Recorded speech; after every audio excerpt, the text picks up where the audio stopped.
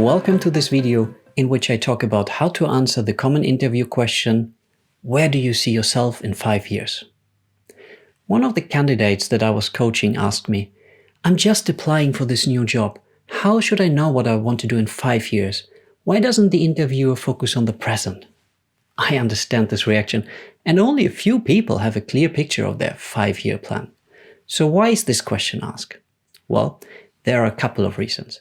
One is that it helps the interviewer understand what motivates the candidate in the long run, whether they are ambitious and driven, and how well the role aligns with their expectations. The other reason is very rational. Money. Why? Well, because employee turnover is expensive.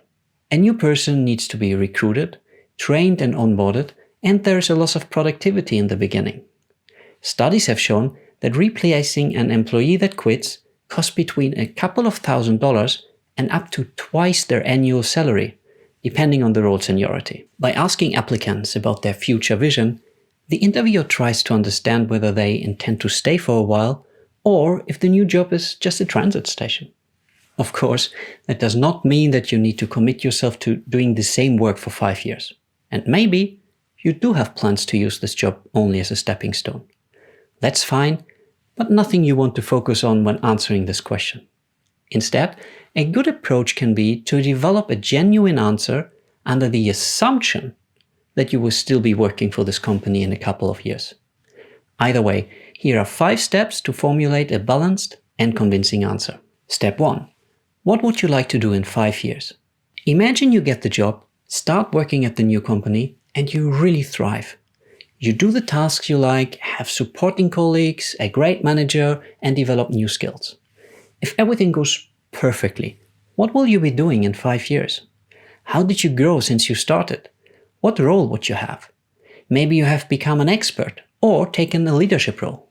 Make sure you have ambitious but still realistic goals, and do not pick the hiring manager's current position. After all, you don't want to be seen as a threat. Step 2.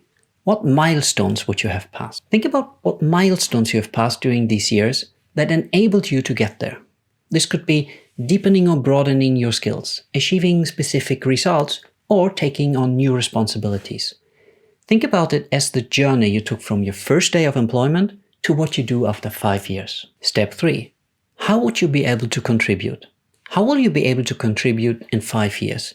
Why would the company want to see you where you envision yourself? What impact would you make? What value would you create?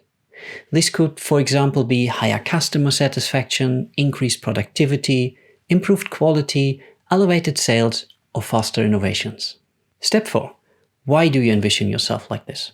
Think about why you would like to have this position. For example, you might be able to utilize your strength even more, make a bigger impact, or it would be well aligned with what motivates you. However, don't name money as your motivation. If you do, the hiring manager might envision how the company invests in training and onboarding you, only to see you leave for a competitor that offers you a few bucks more. Step 5. Formulate your answer. Combine the results of the first 4 steps into one answer. It shouldn't be longer than 30 seconds. Also, I recommend softening it to show that you have a vision, but still are flexible. You can make it a little less specific by talking about in the future instead of in 5 years, and by adding, at the end of your answer, that you are interested in learning how other people have developed in this role. Here's an example of what a person applying for a junior consultant position might say. In the future, I would like to be a project manager at this company. I have learned the necessary consultancy skills and worked as an individual contributor in several projects. My customers have given me great feedback, and I could grow in my role as a consultant, take on more and more responsibilities, and become a project manager. In this role, I could have an even greater impact on ensuring high customer satisfaction. This would be a great scenario, given that I'm a driven and goal-oriented person. But of course, I'm also curious to learn more about how other people have developed in this role. That's it for today. These were the 5 steps for answering the question, where do you see yourself in 5 years? Thank you for watching, and I hope this was helpful to you.